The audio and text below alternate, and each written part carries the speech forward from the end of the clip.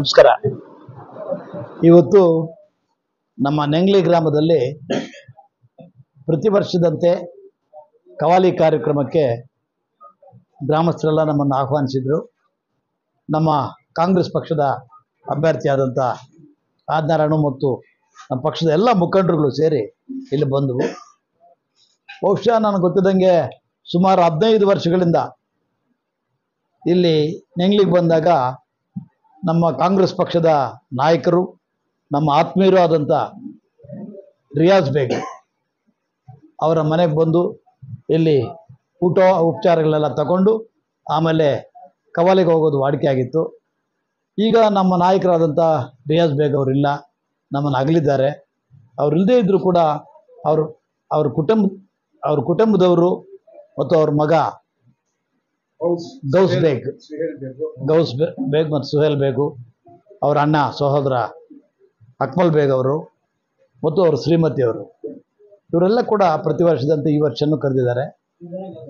ಇದು ಕಾಂಗ್ರೆಸ್ ಪಕ್ಷದ ಕಟ್ಟಾಳು ರಿಯಾಜ್ ಬೇಗ್ ಅವರು. ಈ ಮನೆಯಲ್ಲಿ ಈಗ ಸುಮಾರು 6 ವರ್ಷಗಳಿಂದ 6 ಟರ್ಮಿಂದ ಅಂದರೆ 30 ವರ್ಷಗಳಿಂದ ಸತತವಾಗಿ ಕ್ಯಾಪ್ ಇಲ್ಲದೆ ಇಲ್ಲಿ ಗ್ರಾಮ ಪಂಚಾಯತಿ ಸದಸ್ಯರಾಗಿ ಇಲ್ಲಿ ಆಯ್ಕೆ ಆಗ್ತಾ ಇದ್ದಾರೆ. ಈಗಲೂ ಅವ್ರ ಶ್ರೀಮತಿಯವರು ಸದಸ್ಯರಾಗಿದ್ದಾರೆ.